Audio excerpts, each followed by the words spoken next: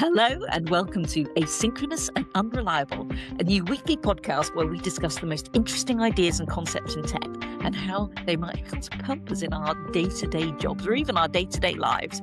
I'm your host, Anne Currie, co-author of Building Green Software, The Cloud Native Attitude, and author of the science fiction Opticon series. And for our guest today, who could be more appropriate than my friend and co-author on Building Green Software, Sara Bergman. So, Sara, do you want to introduce yourself? Yes. Hi. Thank you so much for having me on. I am so excited to be here with you. It's always a pleasure and excited to be on your podcast. What a privilege. So, yes, I also was one of the co-authors, one of the Saras, the Sara of the Saras of Building Green Software. As my regular schmegler job, I am a software engineer at Microsoft, where I work with utilization and efficiency of CPUs on cloud scale. So for our internal workloads, really. But what else is important to me? I used to say I'm a Swede living in Norway, but now I live in Sweden, so I'm just a Swede in Sweden, which is kind of boring. But there you go. It's such a pleasure to have you on the podcast. We're on podcasts quite often together. We're on the Green Software Foundation's Environment Variables podcast quite often because obviously we wrote Building Green Software. And I always enjoy it. A lot of the reason for my doing this podcast is to have more conversations with you and with Sara and with other interesting people in tech, find out what's going on. Because my reason for fundamental reason for starting this podcast is I'm nosy. I like to understand what's going on in the tech industry and why. And it's really useful to have people to come on and tell me in their own words why, what's happening. And you're a really good candidate for that for two reasons. One is that we have a shared interest in efficiency. You're working on code efficiency now and operational efficiency. And that's kind of what we're going to talk about in this episode today. But the second reason why I think you're a great guest for the podcast is less obvious because people aren't going to know unless they know all about us, which is that we first met in person at the hallway track of a conference, QCon London, quite a few years ago now. 2022 or It 2021? Was it basically the first one after things started reopening? Yeah, 2022. Could that be right? Because it was quite early in the year, I think. Yeah, I think it was. It was, yeah. And we did at that point. We had no idea that we were going to write a book together. You were just No. coming over to London to Yes. speak. No, but you were the one who got me there. I owe a lot of my career to you, Anne. I am a busybody. There's no doubt about that. I kind of did want to meet you in person because it does make a big difference. And conferences are a really good way to get somebody else, especially if you can get someone to come and speak at a conference. The conference will pay for you to come, and then you can get people to come from across the globe to come and meet you without you having to travel very far, which I like. So yes, so we met at a conference, and one of the things I'm want to talk about today is conferences and why and meetups and why it's actually still valuable for people to meet face to face, which seems like a strange obsession for me to be promulgating while I'm doing my podcast, which is all about not meeting face. Not meeting face to face. Yeah. At least we're looking at each other. We are. That is true, and it is nice because, frankly, it's a heck of a lot of effort. Well, for me and for you at the moment. So there's a reason why I called this podcast Asynchronous and Unreliable, because you can't always travel to see people. You can't. It's. So I have multiple sclerosis, so I'm not always super well, which means that I can't always travel all over the globe seeing people, much as I would like to. Plus, I don't have limitless money to do that. And Sara, you are at the moment, although normally you're like a super healthy Swede, being everywhere, doing all the Swedish things. You are heavily pregnant, so you Yes. Can't travel, which is it's a new situation. Well, this is my second pregnancy, so I'm used to it for the first. But the first was very different, I have to say, for like people who have maybe had multiple pregnancies. The first one, yeah, we wrote the book when I was pregnant. I did my last conference at 8 months pregnant. I did my last podcast like 4 days before I gave birth. And this one has been completely different. I've been almost homebound. So yeah. I feel like I'm very much the unreliable part in our relationship right now. It's like our relationship is mostly asynchronous anyway, also because we're not in the same country. But right now I am definitely holding up to the unreliable part. So I do love the name. Well, I think it's a good. What with the distributed system, one of the things I like with systems is that you get things that are more reliable by leaning into the fact that they're not reliable. Mm, So you say if you plan in advance for asynchronicity and unreliability, then you can cope with those and get a yeah. really resilient system. So at the moment, it's possible that this will be the first ever podcast of Asynchronous and Reliable, but I was going to not say that at all during the podcast so that I can not have it be the first episode. So my aim to cope with your unreliability and my unreliability was to buffer up a lot of podcasts, the classic distributed way of making Yes. sure that you maintain a weekly cadence. Yeah. By doing stuff in advance. I feel like It's that's a life hack with so many things. It's like mm. meal prepping or like laundry or anything that makes life easy. It's like do it in bulk. Yeah, I do think distributed systems as a life philosophy. It's a good, Yeah. It's a good one. Yeah. Awesome. but interestingly, so I love distributed systems, and I love efficiency. I love code efficiency, and I love operational efficiency. So we should kind of park our why distributed systems is a life philosophy for later when we retire and running our lifestyle businesses. Calmness for software engineers based on the application of distributed systems principles. Um, the half the podcasts I listen to have a kind of like they're selling some kind of calmness routine. But anyway, Is that a sign, Anne? We can do yes, retreats. That would be fun. it would be distributed system retreats where you butter all your sandwiches in advance. Anyway, the but that's not what we're doing. We're not doing distributed systems retreats. We're actually today talking about efficiency because that at the moment is your specialist subject, isn't it? You work at Microsoft on distributed system, or not Yeah. on efficiency. Yeah. And something that we kind of bonded over that right from day one, the first time that we met Yeah. over a Zoom call and then met in person, because it's a really interesting subject. Um, Yes.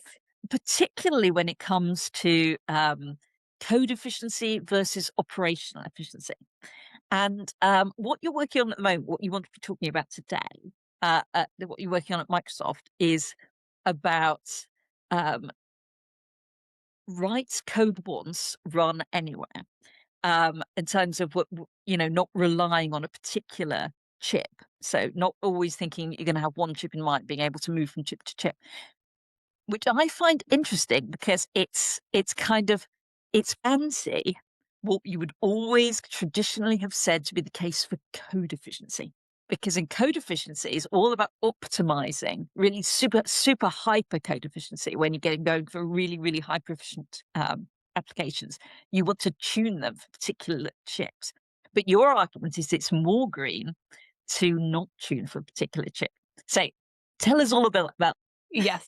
And I will say there's not like there isn't the ideal answer for every scenario here. And I think that's also what makes it endlessly interesting to discuss because there are like corner cases, there are groups of scenarios and blah, blah, blah. And I think what we have encountered a lot and Sarah also encounters a lot is that when you talk about software, green software on a stage in a conference, the first question that always comes up is what about code efficiency? And it makes sense because coding is very much our craft. It's something that a lot of people take pride in and I don't ever want to take that away. I think you should always write efficient code. Like that there's no point in not doing it.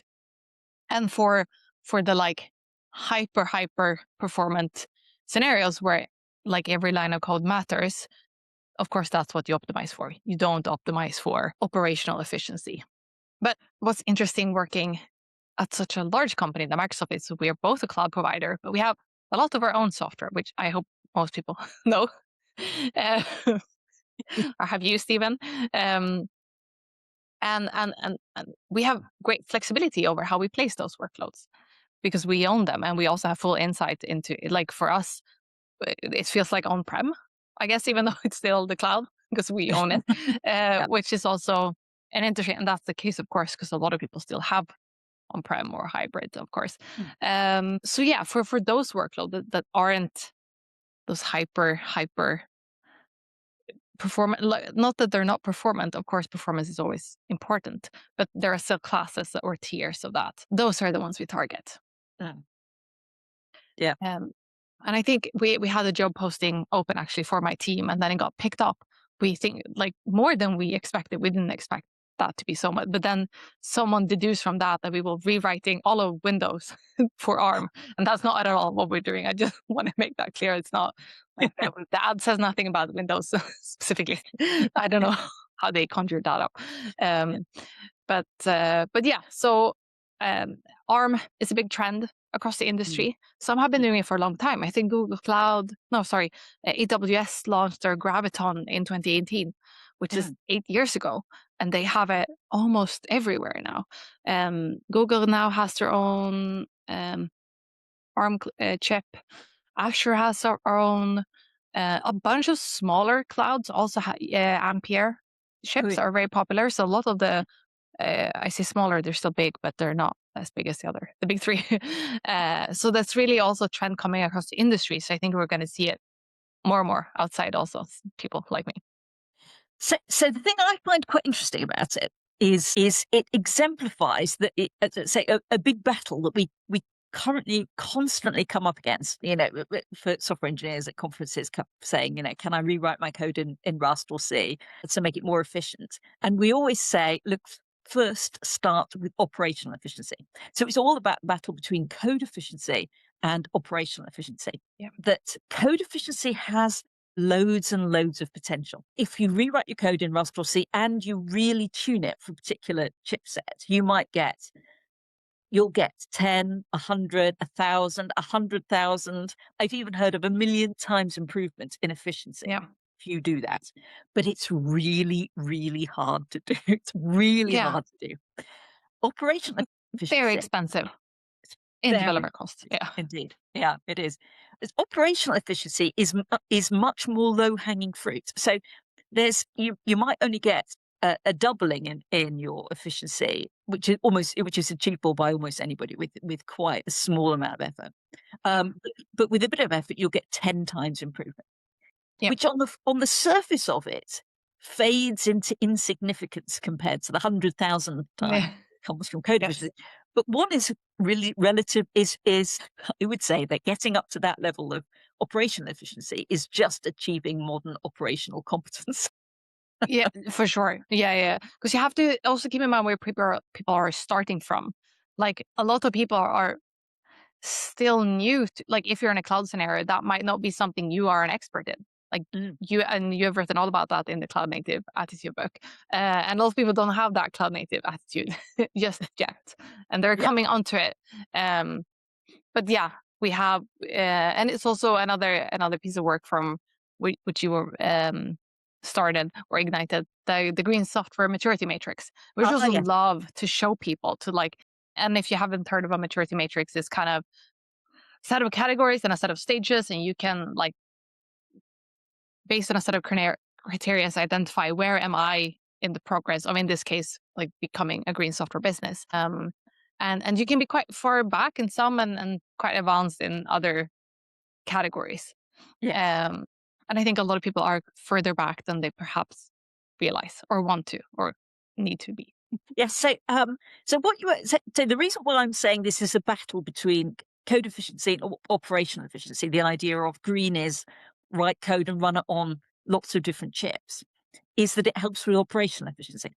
So as you might say, it doesn't help with code efficiency. So if you're the kind of person who's leaping straight to code efficiency, saying, I want that 100,000 times improvement, then you'll go, well, why would I start here? Because that doesn't get you there. But as you say, I think you always have to start with operational efficiency.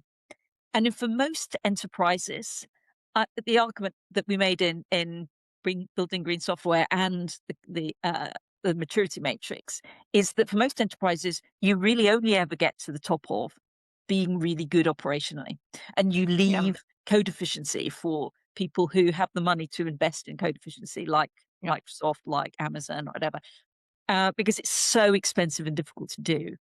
Yeah. Well, and you'll have to look impassively at this point, because you're not allowed to, as a Microsoft employee, you're not allowed to make any comments about AI. But I will make a comment, and you will have to say, you may say that, Anne, I could not possibly comment.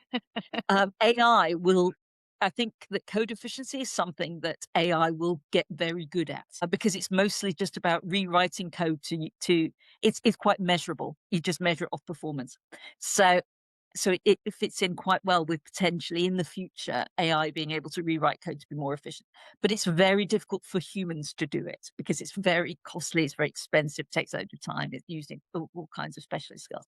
So I just want to say that will, for me, be one of my favorite usage of AI, because then we could have it all, the yeah. cost side of AI, which we can leave for another podcast. But yeah, Yeah.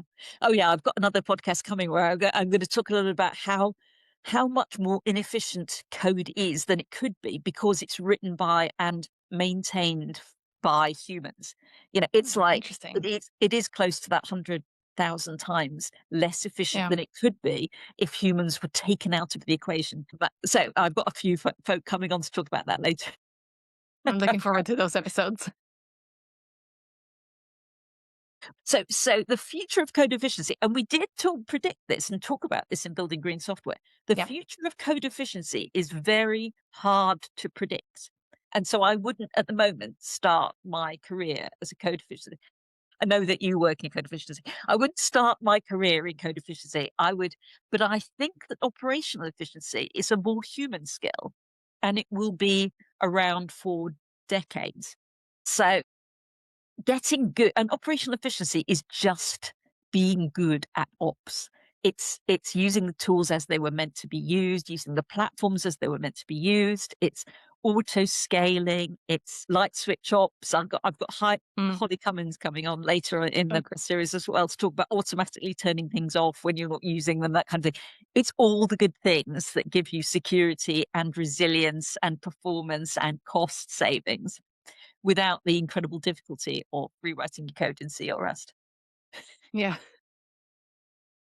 exactly. And you can keep delivering business value as you do it, which Mm, is yeah. in this time. I think also it's interesting because I haven't been around in this industry for so long because I am hair flip quite young. I I can't say that for many more years. Well, I've um, got 30 years on you, so you can say it for quite a long time longer. yes.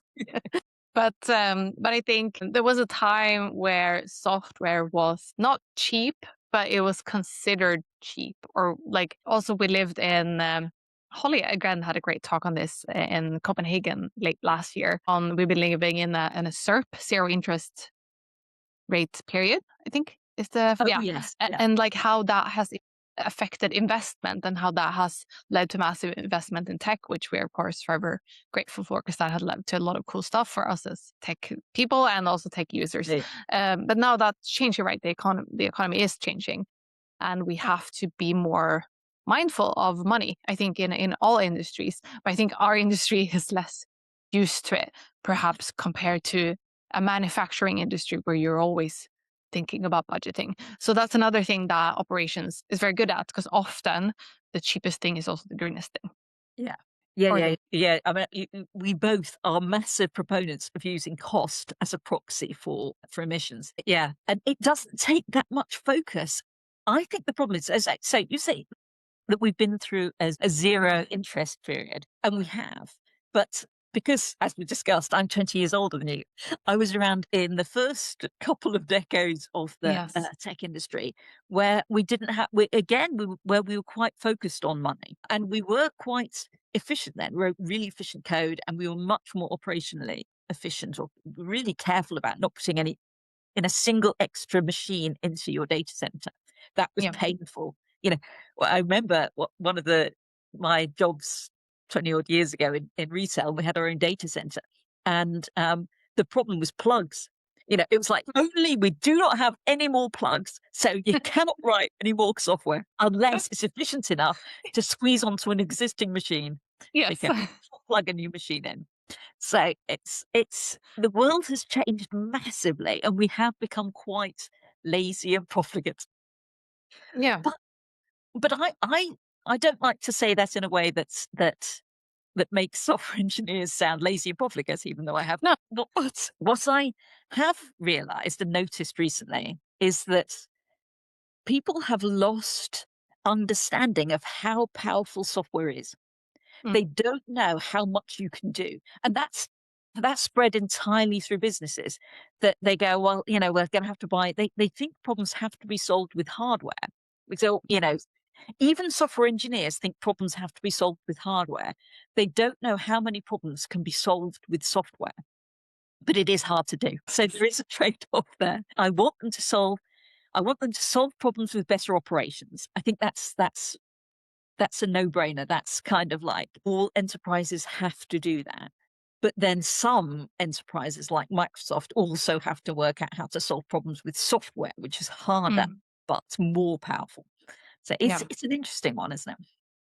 No, it is fun. And yeah, I think that's also what I really enjoy with my job right now, because we have to figure out. So yeah, we do have Azure. We have like capacity that we sell, and that are used by customers, and then we have our own fleet. But we can be quite flexible, like of course within the local laws and regulations, and there, especially in Europe, there are a lot of things we have to take into consideration. But we still have a lot of flexibility and insight into how we place that and how we kind of eat up some of the, let's call it waste. I'm not a great fan of that word, but unused compute or like scrappy compute, or like have more fungibility, I guess is a good word, where we can see, like in one region, we maybe have a lot of customer demands, and then in another one, we have less. Great. Then it makes no sense to run our internal workloads in the region where we're almost at capacity with sellable compute. Let's move it to a different one, and things like that. And that is a very interesting thing to look at this scale, because I'm always like a scale person. That's where I think the most important, like interesting problems come from. And I imagine if you have your own data center, you get the same, maybe not on like a regional level, maybe that's on, like you said, on a machine level. Okay, but that machine is full.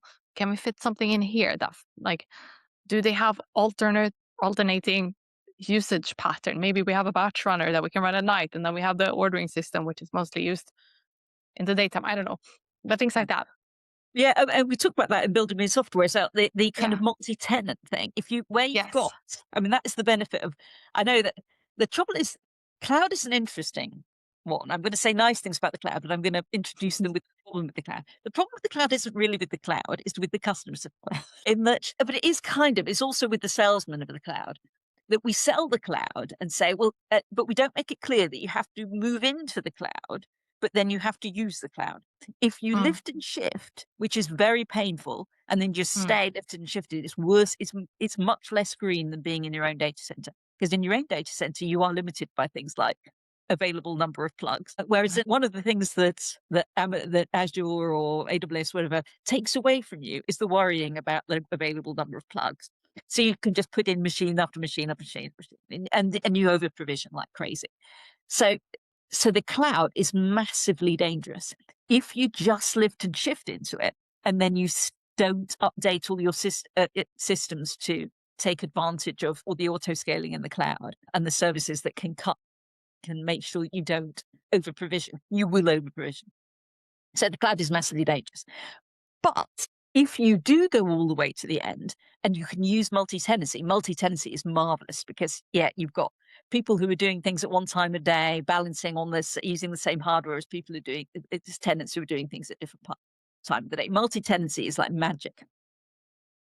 Yeah, no, I agree. And I think it's also about, because like we said earlier in this episode, that cloud providers, they do have, like all cloud providers have the money and the people to spend on code efficiency and like being smart with how things are placed onto the physical machine. Like that whole layer is managed, of course, and all cloud providers are interested in that being as efficient as possible. Like the users have to help them, like by enabling auto scaling, or by running in a right size container, or like not provisioning a whole physical machine, because that makes it more difficult. Like, of course, if that is what suits your scenario the best, that's of course what you should do. But if you only do it because that's the easy choice, then maybe spend some time thinking about it before you decide. Yeah, dedicated servers are evil. Yeah. And I think there was another QCon conference talk like a few years ago now, where it was, oh no, I lost the name. They have the green Duolingo. They had a Super Bowl commercial where they wanted to, like, the commercial on the TV screen said something like, do your training, no bots. And then they also simultaneously wanted to send a notification to like a large set of users in the North America who were supposedly or hopefully watching Super Bowl to like send like, do your training, no, yeah. And to coordinate that massive, because that was a one-time thing. Like they were Yeah. just going to send it out for the Super Bowl. They needed massive capacity to do that, and then they could scale down. And they had a great talk, and I am not sure it was recorded actually because there might have been some. But it was so interesting to hear how they worked together with, I think, AWS were their provider, and like how they talked about it. Like how will we make sure that we can scale up and scale down quickly? Because also we don't want to spend a gazillion dollars on like having all this capacity for longer than we need because we just need it for a few minutes basically. And that was super cool. And that's one of the benefits of the cloud, I guess. But yeah, now we talked a lot about the cloud. We were not supposed to talk about that. So Yeah. it's interesting. I feel that Yeah. every time we talk about the cloud, I need to Mm. put in a warning, which is, and this is very much a warning from my past when I used to be a head of IT. The senior folk at a company often just don't understand what's they kind of cloud good, cloud bad, cloud good, Mm. cloud bad. So they're sold cloud good, and you Mm. as a head of IT or a CTO or whatever will also say cloud good because you're thinking Mm. about the long term. Cloud will Yes. be there. Yeah. Will look to be cloud native, and it'll all be fantastic and massively efficient. But because you do it in two stages, and the first one is unbelievably painful and just gets you lift and shift, and then the second one gets you cloud native, is often what people do. All Yeah. the senior folk, like the CEOs, go, well, we're in the cloud now. Where are all these benefits that you said they'd Mm. be? Yeah. Because Yeah. You said cloud good. we're not listening to you again. So Yeah. it's very difficult to make sure that you frame it as a two-step process with your senior folk and get there by early, because Yeah. that you're going to blow all your credit getting into doing a lift and shift, and it's going to be hard to persuade them that no, that was only halfway, because it Yeah. seems like all the way, doesn't it? Yeah. No, exactly. And I think that's also something because I did talk about running on ARM chips and like potentially having your software be able to run on anything at the conference. And I realized that's maybe step 3 in this journey, because I think that also unlocks really cool things where you can also be, you're then flexible for future demands. Because if there's one thing we know is that chips are forever evolving.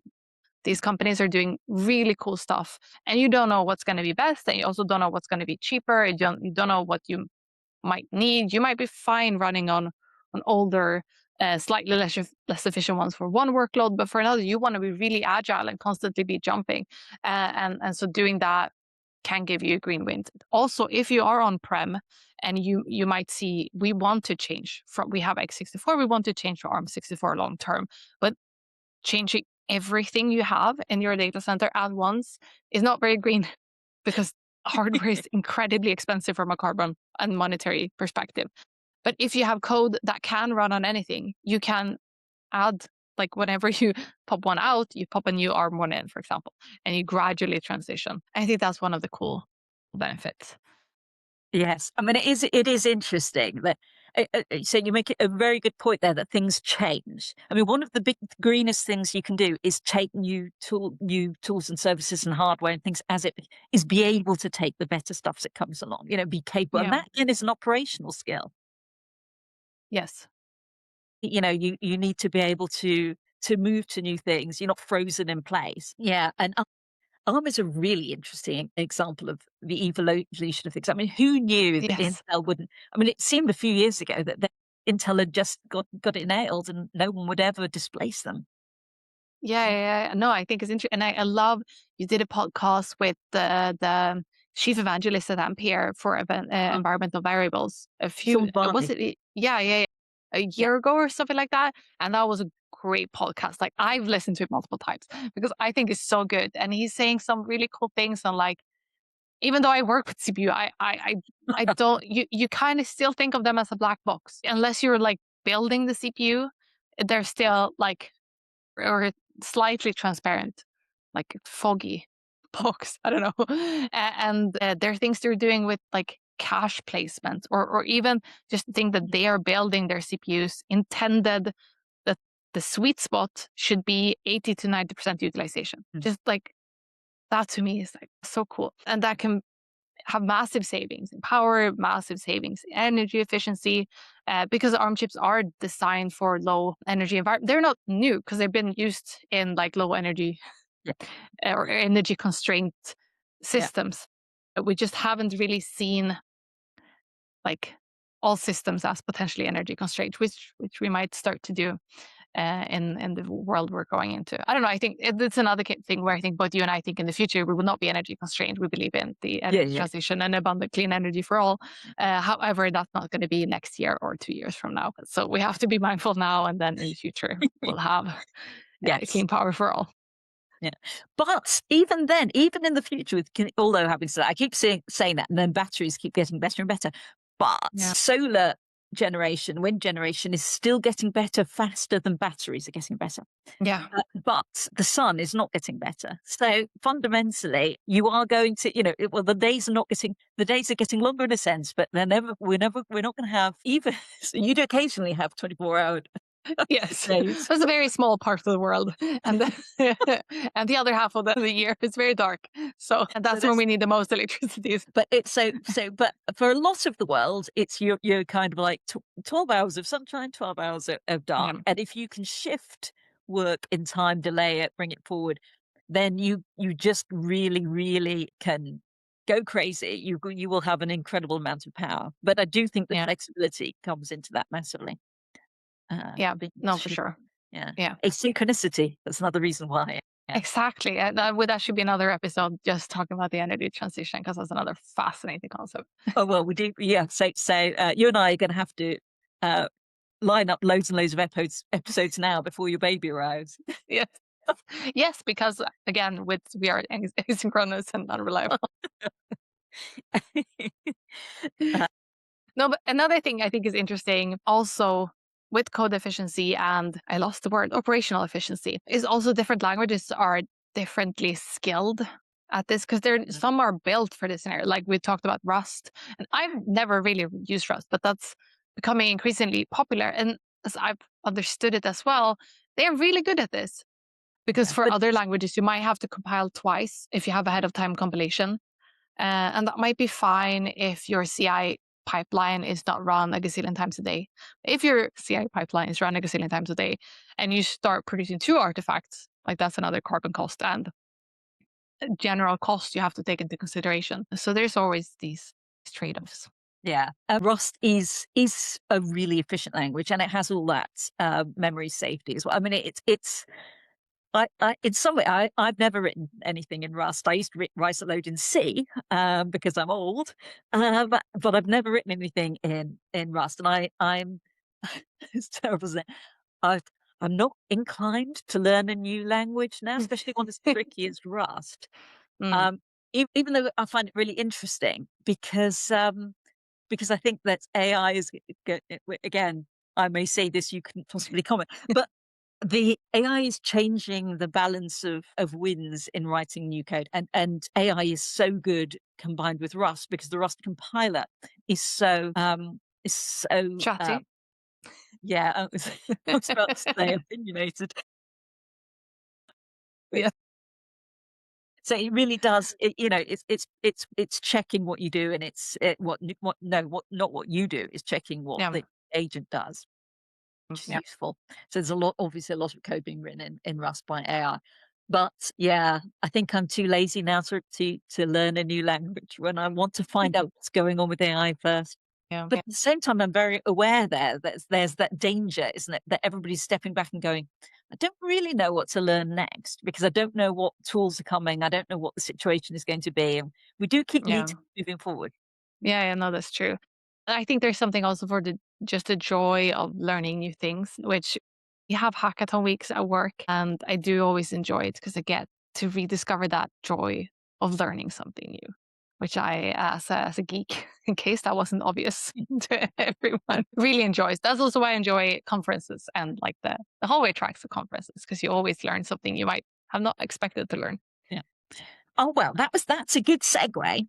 That we should actually talk a little bit. So this is, we won't talk that much longer because we've already covered so much. Everybody's heads will be on the verge of explosion. But there is something that I think I want to have as a constant theme in the podcast, which is to undermine my own cell, which is podcasts are great, and I love Mm, podcasting. And actually, this is for me. I like a video conference. This is 50% as good as seeing you in person, which is so much better, infinitely better than 0% as good, not yes. having any interaction with you at all. But seeing people in person is a step up again. I'm almost everybody that is a guest on this podcast I've met in real life at a conference, probably the first time Yep. wandering around watching talks, because it is a very good way of meeting people and discussing things and achieving your network, and Yes. especially if you talk, especially. Yeah, for sure. No, I agree. And also, the thing about podcasts is not everyone can and want to be on a podcast either, but you might feel very comfortable at the conference. Well, yeah, no one feels comfortable talking at a conference though. It's No, I mean in a hallway track, not the that you have to hallway. be on stage, but you can just be a conference attendee. Yeah, that's true. You can just be a conference attendee and stand around and listen. And even just standing around listening, saying the occasional thing, you will meet people. If Yes. you're interested, people Yeah. spot that, and everybody's a bit nervous at a conference, which is actually good, because when Mm, people have a little bit of fear and nervousness, it means that if you smile, the best tool you can take to a conference is a smile, is to look like you yeah. will be happy to talk to people, and people will come and Yeah. talk to you. And not move about in a herd. Mm. Because that's very difficult for anyone. I don't. Also, I'm Scandinavian, so I don't know what's just Scandinavianism and what's me being an introvert. But I would never approach a group of people because that's terrifying to me. However, one or two people, like I can talk to them. Yeah, that's true. It is really hard to approach a group. It's Yeah, much, much easier to approach a person. One of the best ways to meet, I mean, if you want to meet the super big cheeses at conferences, it's good to be speaking, because yeah, everybody who's on stage is super nervous, and therefore they'll yeah, bond with you over your nervousness about being on yeah, stage. But you don't have to leap there in one go. I would yeah. strongly recommend that people think about speaking at meetups, even if it's just 5 minutes, Yes, even if it's just doing something like hosting a panel. So you don't really have to say yeah, anything of yourself. You just get used to being on stage. I remember when we first virtually met on a yes, call, and you said you're interested in getting into conference talking, and you said, well, I feel quite comfortable being on stage because you used to do a lot of dance, yes, which yes, is on stage. So you were yeah, already confident being on stage. yeah, Then it's just a yeah, matter of being confident saying your own material, which is yeah, a good pathway. yeah. So put your kids in dance class, folks. They'll become amazing conference speakers. Just kidding. No, I think that's a good and I also did the meetups first, like you said, because that's is often also a smaller, more intimate crowd, which can be less daunting, but also you can get really good feedback. I also always do before I do a conference. I have a like set of people I work with. I always say like I'm gonna do like a friends and family edition of this talk. You can come watch it if you want to, like no pressure. And then I know I will get feedback. My talk always looks different after that friends and family edition with the people I trust because I know they will give me honest feedback. They will tell me if I were trash, and I I want that and I need that. And that's like was uncomfortable the first few times, but now it's something I value so much. Yeah. I, so now I'm going to do something which I said, I shouldn't do. I'm going to refer to something that's happening in real life quite soon Mm. before we recorded this session, which was the Oscars yesterday. So this may not go out for weeks or months, but fundamentally in our timeline, it was the Oscars yesterday. Way back before I started talking at conferences, I had it's like my hobby is painting, and I was teaching a Hollywood Oscar-winning actress how to paint like a naive painter for a biopic she Wow. was doing. Yeah, I'll tell you this story. I've never told No, no, you. this is awesome. So she had a Sally Hawkins, who had the Mm, Oscar for Best Supporting Actress for a film, for a Woody Allen film, and then the year that we worked together, she was up for Best Actress, but she didn't win. But anyway, although she's brilliant in that film. But anyway, that she was up for. But while we were working together and she was learning, I was teaching forge with this artist, basically. She was presenting at the BAFTAs, which is a big, Yeah, the British ones, right? Yeah. she was presenting an award at that.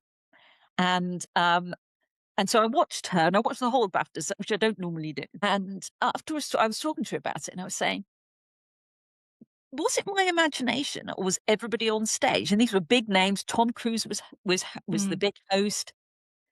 Was everybody really, really nervous? And I don't think I would have noticed that, except that I was seeing her every day and I knew what she was like normally.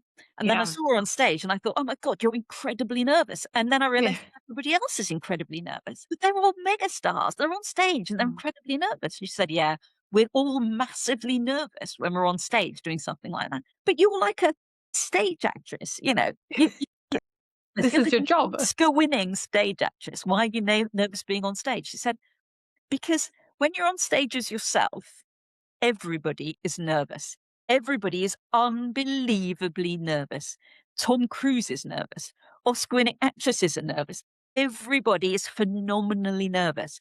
And when she said that, it made me realize that I had been kind of thinking, oh, well, I shouldn't be on stage because I'm obviously not supposed to be on stage because the thought fills me with fear and nerves. Therefore, I'm not naturally somebody to be on stage. But then, after she'd said that, she thought it made me realize everybody is massively nervous to be on stage. It's Yeah. not a reason not to do it. No. Like, if you do it and you feel absolutely horrible afterwards as well, maybe this is not a great option for you. But most people feel amazing afterwards because you're like, oh my God, I did it. And it went well. And then people come up to talk to you afterwards. You're like, oh my God, you listened to the words that came out of my mouth. And like, that feels really good. And you get to meet other people. You get to see other parts of the world, maybe, or even other parts of your own country. No, it's just good vibes. Yeah. And you can start easy, as you say, Yeah. ups and friends and family. Local conference. You don't have to travel like across the globe for your first one. There are many, many, I'm sure, in whatever country you are. Yeah. Yeah. I made you travel because I wanted to go. Yeah, but I went to your country at least. But I have been speaking quite a few in Norway and Sweden and Denmark, which is very close to where I am as well. Yeah. Which is also nice because then I get to meet people who are closer to me otherwise, and then I get to be on Swedish podcasts and whatnot. Yeah, that's also true. Yeah, that's true. Yeah. Now we're coming up for an hour, and we could talk. I'm very aware that we could talk forever, but we shouldn't because We shouldn't. because we'll burn out. Yeah, we'll burn out all our listeners, and we have plenty of things to talk about the next time we do a podcast, which we need to, as I say, we need to buffer them up in advance. So thank you all very much for listening. There will be show notes associated with this. And I will try and put in all the links to like the things we talked about today, like the interview I did with Sean Barley for environment variables.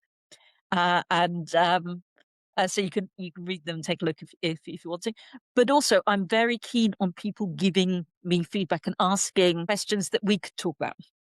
You and I, or maybe other guests as well.